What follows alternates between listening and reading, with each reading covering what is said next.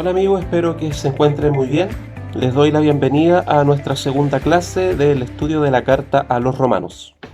Continuando entonces con nuestro estudio de la carta a los romanos, recordamos que en esta carta lo que hace Pablo es explicarles a los hermanos de Roma el Evangelio de principio a fin, explicarles de qué se trataba la fe en Jesucristo. Para recordar los puntos centrales de Romanos, primero Pablo habla de la culpa de la humanidad. Pablo se dedica a explicar detalladamente por qué todos hemos pecado delante del Señor, por qué todos nos hemos desviado del camino del Señor, por qué todos le hemos dado la espalda y nos hemos rebelado contra Dios. Por lo tanto, posteriormente Pablo empieza a hablar de nuestra incapacidad para ganarnos el favor de Dios, ya que como nos hemos rebelado contra Él, como hemos pecado contra Él, estamos destituidos de la gloria de Dios. Por lo tanto, somos totalmente incapaces de ganarnos el favor de Dios y ganarnos su salvación. En tercer lugar, Pablo nos empieza a dar las buenas noticias y comienza a hablar de la muerte redentora de Jesús. Dios envía a su Hijo en rescate por sus escogidos, como después va a explicar con mayor detalle Pablo. Y gracias a esa muerte redentora de Jesús, nosotros entonces tenemos acceso a este don gratuito de la salvación por medio de la fe. Solo por creer en la obra de Jesucristo, solo por la fe, solo por la gracia. Gracias a esta obra, nosotros hemos sido reconciliados con Dios. Y ahora Dios es nuestro Padre, nos adopta como hijos y nos ama. Aquí es importante mencionar de que el hecho de que Dios nos ame no quiere decir de que Él no nos vaya a corregir. Justamente porque Él nos ama, y si es necesario, Él nos va a corregir en cualquier área de nuestra vida que Él estime conveniente. Y Él lo puede hacer como quiera, porque Él es el soberano, Él es el dueño, Él es Dios. Por lo tanto, sin duda, podemos ver la mano correctora de nuestro Padre en nuestra vida si es necesario. Otro punto también que es necesario mencionar es que, si bien es cierto, hemos sido adoptados por Dios, somos sus hijos, Él nos ama, no quiere decir de que si yo peco no vaya a tener consecuencias. Sin duda alguna, muy hijo de Dios seré, muy escogido por Dios, pero si yo peco, yo tengo que asumir las consecuencias de mi pecado. Ninguna condenación hay para los que están en Cristo Jesús, pero sin duda, si yo cometo errores que traen consecuencias, yo voy a tener que asumir esas consecuencias. Justamente referido a estos puntos que recién estaba mencionando, específicamente al aspecto de nuestra total incapacidad de ganarnos la salvación de Dios o ganarnos el favor de Dios por nuestra propia cuenta, ya debido a nuestra condición de pecado, que no podemos, es que el famoso pastor bautista reformado inglés Charles Spurgeon, conocido como el príncipe de los predicadores, señaló que era más fácil tratar de cruzar el Atlántico, el océano, era más fácil tratar de cruzar el Atlántico en un barco de papel que tratar de llegar al cielo por medio de buenas obras. O sea, si alguien le dice, ¿sabe qué? Voy a tratar de cruzar el océano en un barco de papel, uno le diría, oye, estás loco. Más loco todavía es pensar de que yo me voy a ganar la entrada al cielo, me voy a ganar la salvación de Dios por medio de mis buenas obras, de mi conducta, de mi comportamiento, ya que es totalmente imposible. Tema 2. La naturaleza del pecado. Primero vamos al significado de la palabra evangelio. Como nosotros sabemos, ¿cierto? Evangelio significa buenas nuevas o buenas noticias. Eu, que significa bien o bueno, y angelos o angelos, que significa mensaje, noticia, etc.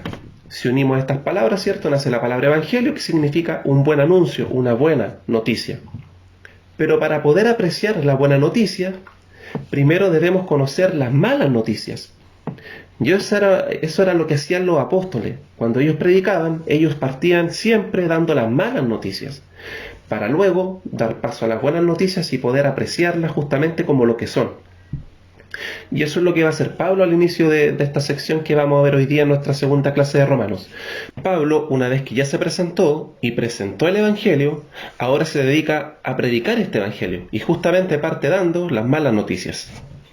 En la primera sección de Romanos que vamos a ver hoy día, que va desde el capítulo 1, versículo 18 al 32, lo primero que va a hacer Pablo es decirnos que nosotros nos negamos a adorar a Dios. Y esto ya es un problema porque nosotros fuimos creados para adorarle, nosotros fuimos hechos para adorar. Por lo tanto, como fuimos hechos para adorar y no adoramos a Dios, terminamos adorando cualquier otra cosa, terminamos adorando cosas creadas, porque el corazón del ser humano, nuestro corazón, necesita adorar. Romanos 1, versículo 18, y lleva por título La ira de Dios contra la humanidad.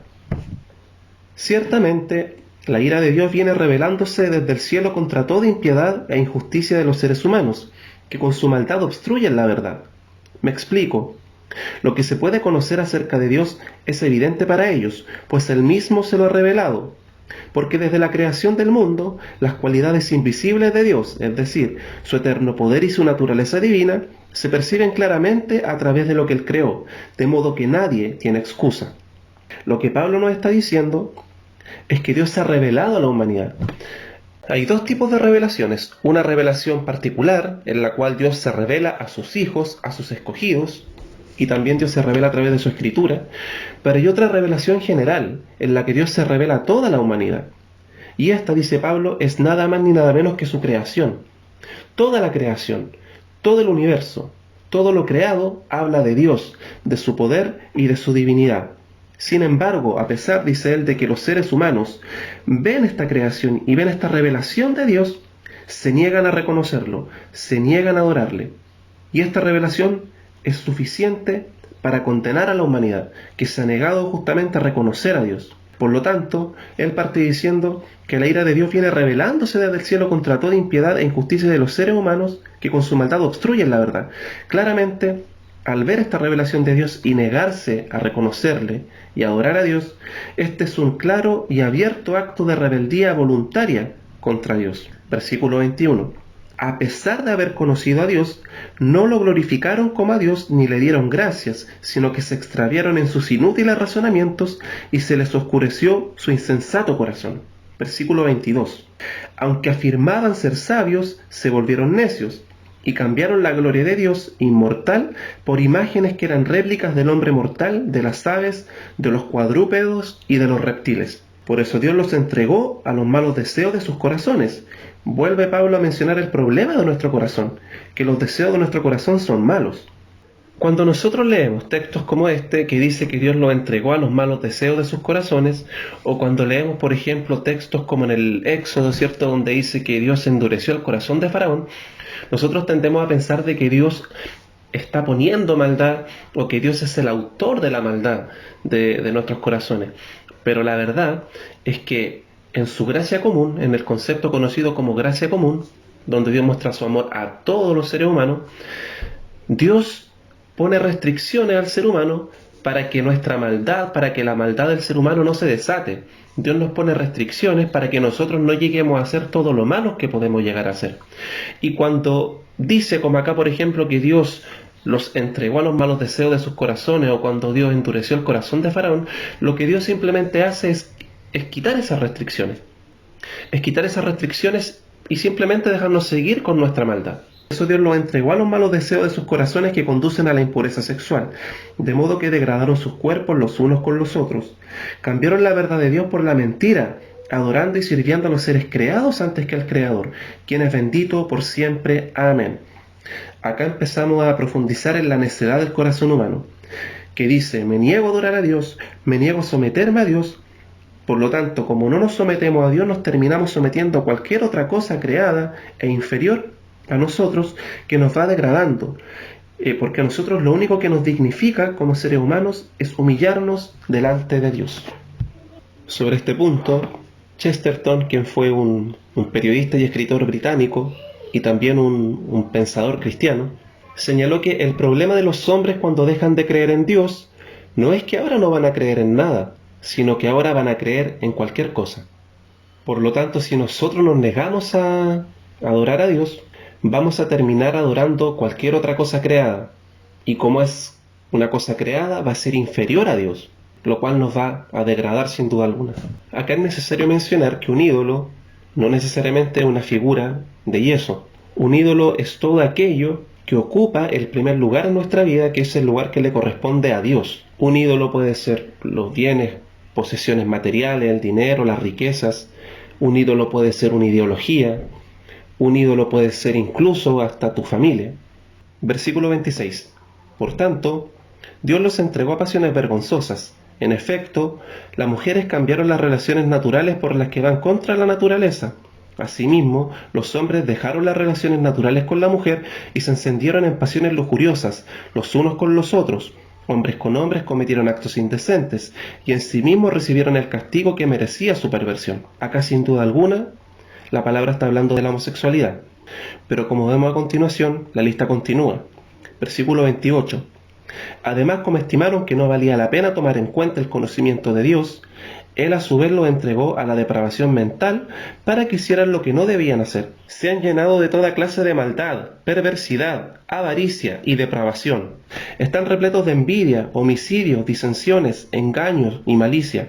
Son chismosos, calumniadores, enemigos de Dios, insolentes, soberbios y arrogantes. Se ingenian maldades, se rebelan contra sus padres, son insensatos, desleales, insensibles, despiadados. Saben bien que según el justo decreto de Dios, quienes practican tales cosas merecen la muerte. Sin embargo, no solo siguen practicándolas, sino que incluso aprueban a quienes las practican. Una vez más reiteramos, acá Pablo está demostrando de forma muy clara que el problema de nuestro corazón, el problema de nuestro pecado, es más terrible de lo que pensamos. Y cuando nosotros vemos esta lista, siendo honestos y mirándonos al espejo, honestamente nadie puede decir delante del Señor, yo soy bueno, yo soy justo, yo no he cometido ninguna de estas cosas. Por lo tanto, mucho cuidado cuando solamente nos enfocamos solamente en el homosexual, cuando condenamos solamente al homosexual, porque la lista es mucho más larga, es mucho más grande que la homosexualidad. Claramente este texto nos llama a examinarnos y también nos aterriza.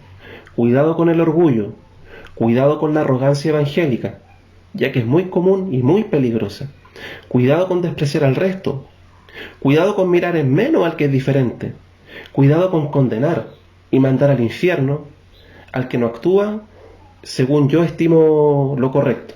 Mucho cuidado con sentirnos mejores que los demás, ya que todos tenemos la naturaleza pecaminosa de sentirnos mejor que el resto, y sin duda nos creemos mejor que el homosexual, mejor que el delincuente, etc. Y de eso es justamente lo que Pablo va a comenzar a hablar ahora en el capítulo 2.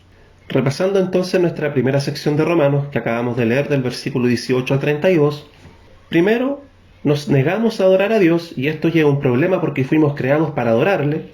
Por lo tanto, terminamos adorando cosas creadas porque el corazón necesita adorar. En consecuencia, todo esto hace que el corazón se oscurezca, porque nos vamos alejando de Dios, y Dios es la luz, o como Jesucristo mismo declaró, ser la luz del mundo. Por lo tanto, Dios es luz, y a medida que nos vamos alejando de Dios, o nos vamos alejando de la voluntad de Dios, o le vamos dando la espalda a Dios, todo esto hace que nosotros nos comencemos a alejar de la luz. Por lo tanto, nos vamos adentrando en la oscuridad, y esto hace que nuestro corazón se oscurezca. Finalmente, como estamos en oscuridad, en tinieblas, tenemos actitudes, pensamientos y actos contrarios a la voluntad de Dios, y nos terminamos en definitiva rebelando contra Dios. Este esquema nos muestra la degradación del ser humano de la que nos está hablando Pablo, que es como una escalera, pero en vez de ir subiendo, en vez de ir hacia arriba, vamos hacia abajo. En primer lugar, no adoramos a Dios. Como no adoramos a Dios, adoramos cosas creadas, en consecuencia el corazón se oscurece y como resultado actuamos contra la voluntad de Dios. En la segunda sección de Romanos, del capítulo 2, versículo 1 al 16, esta segunda sección nos muestra otra terrible noticia. La justicia de Dios está más allá de lo que podemos alcanzar. En segundo lugar, Pablo presenta los principios generales, dando a entender cómo deberían en realidad funcionar las cosas en relación a la salvación y la condenación del hombre. Y en tercer lugar, Dios dará vida eterna a quienes cumplan con la ley de Dios y tengan buenas obras. Por el contrario, si no cumplen, recibirán el gran castigo de Dios. Por lo tanto, ahora pasamos al capítulo 2, donde lleva por título el justo juicio de Dios. Por lo tanto, no tienes excusa tú, quien quiera que seas, cuando juzgas a los demás, pues al juzgar a otros te condenas a ti mismo, ya que practicas las mismas cosas. O sea, Pablo nos vuelve a recordar el pecado de nuestro corazón y nuestra tendencia de creernos mejor que los demás, de creernos más justos que el resto, de creernos más buenos que el resto, de creernos más correctos que el resto. Y con nuestra tendencia pecaminosa de siempre estar juzgando a los demás y juzgando en el sentido de condenar, en el sentido de decir yo soy mejor que tú. Y aunque no lo decimos muchas veces, sí lo pensamos. Por lo tanto, él parte diciendo, por lo tanto no tienes excusa tú quien quiera que seas judío o seas griego, seas cristiano o seas incrédulo, no tienes excusa, porque ya demostró que todos hemos pecado delante de Dios. No tienes excusa tú quien quiera que seas. Cuando juzgas a los demás, pues al juzgar a otros te condenas a ti mismo. Pablo se refiere a nuestro corazón. No podemos juzgar al resto porque nosotros también hemos fallado delante de Dios. Te condenas a ti mismo ya que practicas las mismas cosas. Versículo 2. Ahora bien, sabemos que el juicio de Dios contra los que practican tales cosas se basa en la verdad. ¿Piensas entonces que vas a escapar del juicio de Dios, tú que juzgas a otros y sin embargo haces lo mismo que ellos? Querido amigo, querida amiga, no importa quién seas, no tienes excusa. Versículo 4. ¿No ves que desprecias las riquezas de la bondad de Dios, de su tolerancia y de su paciencia, al no reconocer que su bondad quiere llevarte al arrepentimiento? Mira acá la palabra dice que hasta ese arrepentimiento que nace en nosotros ni siquiera es nuestro, sino que es algo que Dios nos da por su bondad, por su amor, y nos guía, nos lleva hacia el arrepentimiento. Versículo 5. Pero por tu obstinación y por tu corazón empedernido, por no reconocer a Dios, ¿cierto? Por no querer obedecer a Dios, por no reconocer y aceptar su bondad y su amor, pero por tu obstinación y por tu corazón empedernido sigues acumulando castigo contra ti mismo para el día de la ira, cuando Dios revelará su justo juicio. Porque Dios pagará a cada uno según lo que merezcan sus obras. Él dará vida eterna a los que perseverando en las buenas obras buscan gloria, honor e inmortalidad. Pero los que por egoísmo rechazan la verdad para aferrarse a la maldad recibirán el gran castigo de Dios. Versículo 9.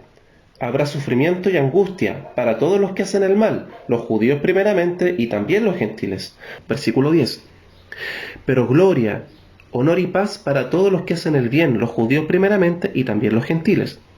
O sea, Pablo acá nos está explicando cómo deberían funcionar las cosas o cómo funcionan las cosas. Por lo tanto nos dice que Dios va a dar vida eterna a quienes hagan su voluntad y lo obedezcan, obviamente a quienes sean inocentes delante de Él. Él los va a recompensar. Y por el contrario, quienes sean culpables delante del juicio de Dios, quienes hayan roto o quienes hayan transgredido las leyes y los estatutos de Dios, van a recibir castigo y condenación. Y ahí está el problema. Porque por todo lo que Pablo ha venido hablando, ciertamente ninguno va a poder alegar inocencia delante de Dios. Ninguno va a poder decir delante del tribunal de Dios: yo he tenido una conducta intachable, yo no he fallado en ninguno de tus principios, yo no he fallado en ningún aspecto de tu ley, yo he amado a Dios cada día de cada segundo de mi vida, yo he amado a mi prójimo cada día, cada segundo de mi existencia. Nadie puede alegar inocencia delante de Dios. Y ahí está el verdadero problema de nuestra naturaleza y de nuestra condición. Versículo 11. Porque con Dios no hay favoritismos, o sea, Él los va a juzgar a todos por igual. Versículo 12. Todos los que han pecado sin conocer la ley también perecerán sin la ley, y todos los que han pecado conociendo la ley, por la ley serán juzgados. Porque Dios no considera justo a los que oyen la ley, sino a los que la ley cumplen. O sea, Dios no considera justo al que oye o conoce, por ejemplo, la ley o la escritura, sino que considera justo al que la cumple, ¿ya? Con esto quita la arrogancia de los judíos y también quita la arrogancia de los cristianos. Versículo 14. De hecho, cuando los gentiles que no tienen la ley cumplen por naturaleza lo que la ley exige, ellos son ley para sí mismos, aunque no tengan la ley. Estos muestran que llevan escrito en el corazón lo que la ley exige, como lo atestigua su conciencia, pues sus propios pensamientos algunas veces los acusan y otras veces los excusan. Pablo parte hablando del versículo 12 hacia adelante, que ya sea que hayas pecado conociendo la ley, o conociendo la escritura, o conociendo la voluntad de Dios, o sin conocer la escritura, o la ley, de todas formas y de todos modos Dios te va a juzgar. Porque alguien podría decir: pero yo nunca leí la Biblia, yo nunca conocí la ley de Dios, ¿cómo entonces Dios me va a juzgar? Bueno, Pablo explica de que todos los seres humanos, como somos creación de Dios, también tenemos una ley de Dios escrita en nuestros corazones, y esa es, y se revela y se da a conocer en nuestra conciencia. Dice que cuando vamos a hacer algo, sus mismos pensamientos algunas veces los acusan y otras veces los excusan.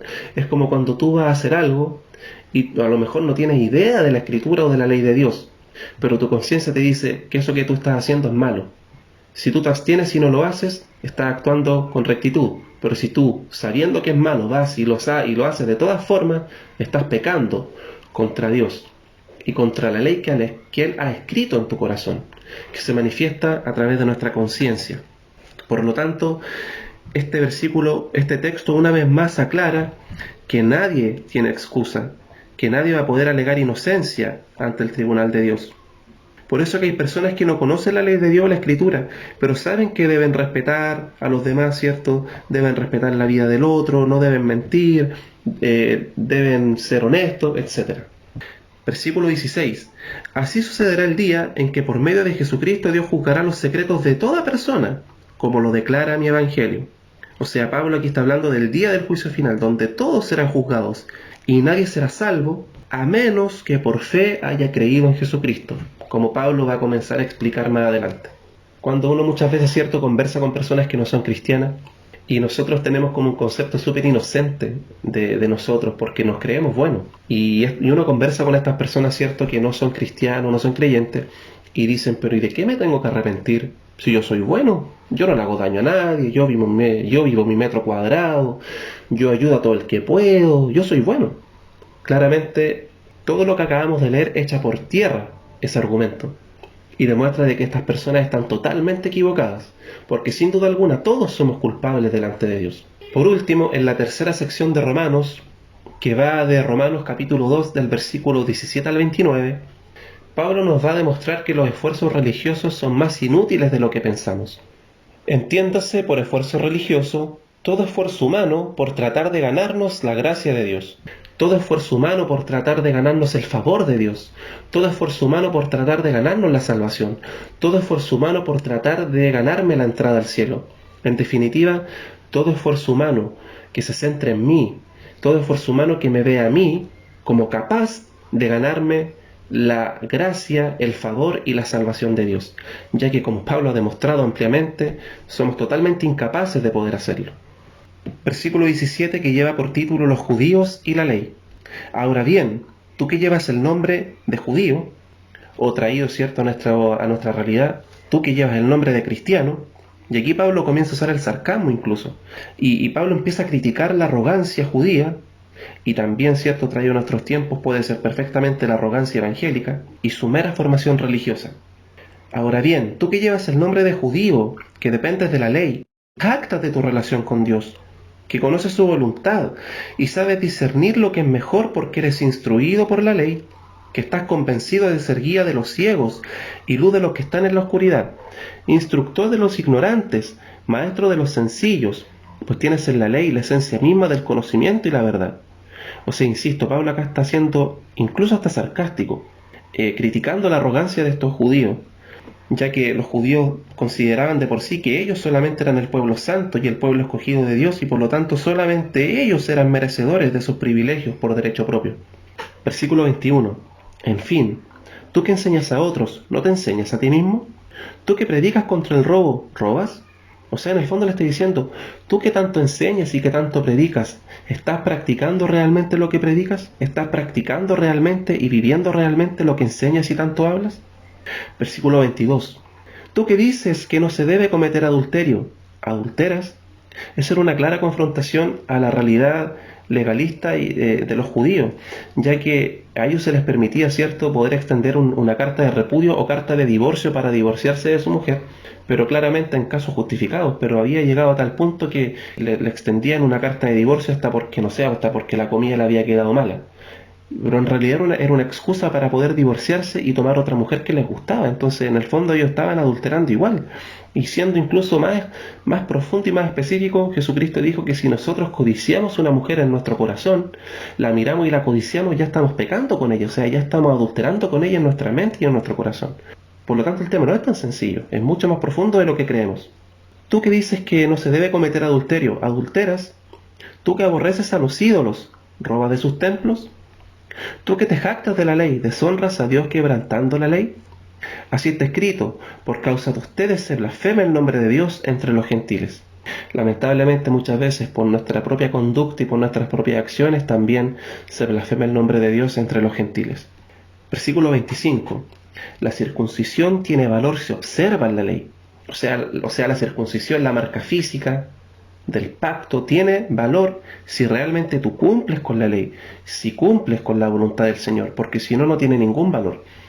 La circuncisión vendría siendo el equivalente para nosotros al bautismo, ¿ya? Porque el bautismo es nuestra señal externa, es la señal, el simbolismo del pacto, de que somos del pueblo de Dios. Por lo tanto, traído a nuestro contexto, tu bautismo, hermano, tiene valor si tú obedeces la voluntad de Dios. Porque si tú insistes en no obedecer y en no andar conforme a la voluntad de Dios, entonces tu bautismo no tiene ningún valor. Vuelvo a leer, versículo 25. La circuncisión tiene valor si observas la ley. Pero si la quebrantas, viene a ser como un incircunciso. O sea, si no cumples con la ley, si no cumples con la palabra y la voluntad de Dios, eres igual que un incircunciso, eres igual que un incrédulo, que nunca se ha circuncidado o que nunca se ha bautizado. Por lo tanto, hermanos, si en tu corazón no hay arrepentimiento, la señal del pacto, ya sea en la circuncisión o el bautismo en este caso, no tiene ningún valor, no sirve de nada, si no tenemos arrepentimiento genuino en nuestro corazón. Versículo 26. Por tanto, si los gentiles cumplen los requisitos de la ley, ¿no se les considerará como si estuvieran circuncidados? Pablo insiste en que en realidad lo que te hace justo delante de Dios, o lo que te hace en este caso estar a cuentas con Dios, es cumplir con los requisitos de la ley. Versículo 27. El que no está físicamente circuncidado, pero obedece la ley, te condenará a ti, que a pesar de tener el mandamiento escrito y la circuncisión, quebrantan la ley. Versículo 28. Lo exterior no hace a nadie judío, o en nuestro contexto, lo exterior no hace a nadie cristiano. Mucho cuidado con de pronto fijarnos tanto en lo exterior, en cosas superficiales que no tienen nada que ver con el Evangelio. Lo exterior no hace a nadie judío, ni consiste la circuncisión en una señal en el cuerpo. El verdadero judío lo es interiormente, o el verdadero cristiano lo es interiormente.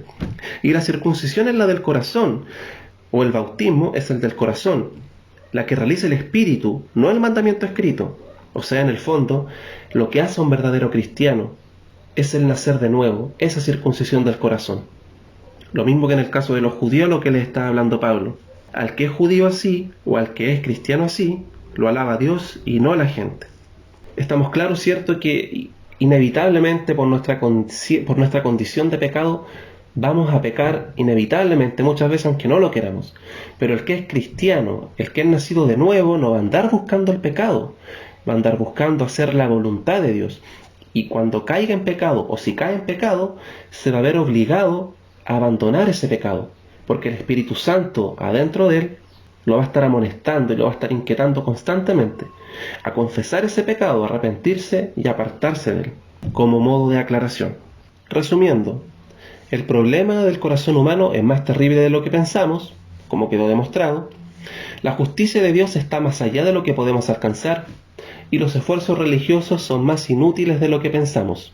Y a modo de reflexión final, mientras revisaba algunos comentarios bíblicos para preparar este estudio, me encontré con esta frase que complementa todo lo que hemos hablado en el estudio de hoy, y que dice que toda la humanidad necesita la salvación del Evangelio, porque nadie puede obtener el favor de Dios o escapar de su ira por medio de sus propias obras, ya que ninguna persona puede alegar que ha cumplido con todas sus obligaciones para con Dios y su prójimo.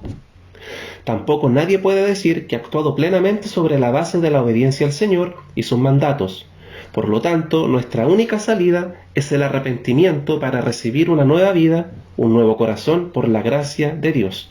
Y como reflexión final, mucho cuidado con la arrogancia espiritual, porque es la más peligrosa de todas las clases de orgullo. Sobre este mismo aspecto, una vez más mencionando una frase de Charles Spurgeon, él señaló en un momento: yo sé que si Jesucristo no me hubiera buscado cuando yo era un extraño completamente alejado del redil de Dios, aún hasta este momento estaría caminando errante, muy lejos de Él, a gran distancia de Él, y amando esa distancia cada vez más. O sea, Él se está refiriendo a la gracia y la misericordia de Dios, que si no hubiera sido por la gracia de Dios que lo transformó y lo atrajo hacia Él, Él hubiera seguido alejado del redil de Dios y siguiendo su propia voluntad y sus propios deseos, exactamente igual que nosotros. Nunca nos olvidemos que si somos parte del pueblo de Dios y ahora podemos amar a Dios, es solamente por su gracia, por su iniciativa, no por nosotros, porque Él tuvo misericordia de nosotros, no porque nosotros hayamos sido más correctos, más inteligentes o más espirituales que los demás. Éramos exactamente igual que el resto, pero Él tuvo misericordia de nosotros, que no se nos olvide. Y esa ha sido nuestra segunda clase de la carta de Pablo a los Romanos. Y bien, esa ha sido la clase del día de hoy. le hacemos la invitación para que pueda volver a ver este video, para que pueda volver a repasarlo y también para que pueda releer estos capítulos en su hogar. Así es que esperamos que le haya sido de ayuda y nos vemos en nuestro próximo video. Hasta pronto, que esté muy bien, bendiciones.